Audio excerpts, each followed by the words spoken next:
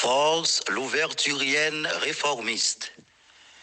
Exhortation du 4 février. Haïti vit aujourd'hui des jours sombres de son histoire, dans une ambiance malsaine de distorsion démocratique, avec un jusqu'au-boutisme belliqueux d'une frange de la société et une infatuation présidentielle marquée par une volonté de certains passéistes de revenir à un pouvoir personnel d'un tyranno à œillères. Le président de la République, malgré ses multiples appels au dialogue, a marronné devant toutes les opportunités offertes par la classe politique, la société civile, le secteur des affaires et les forces religieuses pour trouver une solution par la signature d'un accord politique. Avec la foirade de l'action de tous ces gouvernements, cooptés par un aéropage disparate de bergers braconniers aux idées insidieuses, le premier mandataire de la nation s'est donc fait solidairement comptable d'un désastre économique continu, un chômage grandissant, une insécurité généralisée avec la prolifération de groupes armés et du délabrement systématique des institutions étatiques gangrenées par la corruption dont il est pourtant le garant de la bonne marche. Le pouvoir est dans la rue, les autorités gouvernementales ont perdu le contrôle de l'État et une situation insurrectionnelle se développe au cœur de la cité. Le secteur patronal est aux abois, les classes moyennes et paysannes sont paupérisées, les masses populaires sont abandonnées et la jeunesse est sans espoir.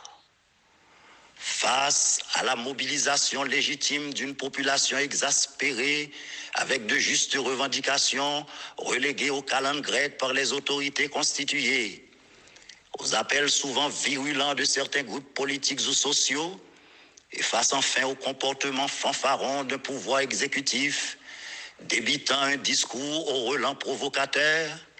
il devient une nécessité absolue pour les patriotes, hommes et femmes de bonne volonté d'ici et de la diaspora, de se mettre ensemble pour éviter au pays le saccage de biens publics et privés par l'anonyme furie populaire et ce bain de sang éminent et inutile au pays, tellement les nerfs sont à fleur de peau. À cette phase, après 2 journées de grève nationale réussies, à l'initiative d'un collectif syndical, les propositions fédérées de forces politiques de l'opposition, de l'organisation Haïti Je m'engage, l'appel patriotique d'un groupe de citoyens et de citoyennes, les considérations lumineuses de nombre d'universitaires de haut calibre, les positions courageuses clairement exprimées par les églises protestantes, la conférence des évêques catholiques, des associations de vaudou, la Fédération des barreaux d'Haïti, regroupant les 18 juridictions de la République, la conférence des partis politiques de l'Amérique latine et des Caraïbes, seul devant l'histoire et sa conscience, le président de la République devra nécessairement tirer les conclusions qui s'imposent par une fin en douceur de l'escalade de la violence qui a caractérisé malheureusement cette crise dévastatrice, entretenue par les uns à des fins politiciennes et devenue pour d'autres leur fonds de commerce. Aussi, fidèle à sa ligne légaliste et pacifique, la force louverturienne réformiste, membre du bloc démocratique pour le redressement national, signataire objectif de l'accord de Mayotte, croit-elle qu'une solution haïtienne institutionnelle, pacifique et honorable à la crise, fruit d'un consensus national minimal, doit être trouvée de façon urgente, sans vainqueur ni vaincu, mais au bénéfice de cette majorité, victime séculaire de l'exclusion et de l'injustice sociale. Pourquoi,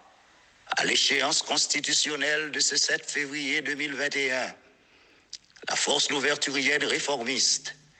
exhorte les institutions républicaines existantes, comme le Sénat de la République tel que constitué, la Cour de cassation, la Cour supérieure des comptes et du contentieux administratif, en concertation avec les forces politiques et sociales nationales, et sous le regard neutre de la communauté internationale, a posé un acte de puissance publique pour la continuité, la pérennité de l'État et la sécurité nationale. Il faudra ensuite la tenue d'une conférence internationale sur Haïti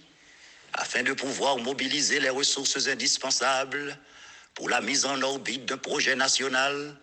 capable une fois pour toutes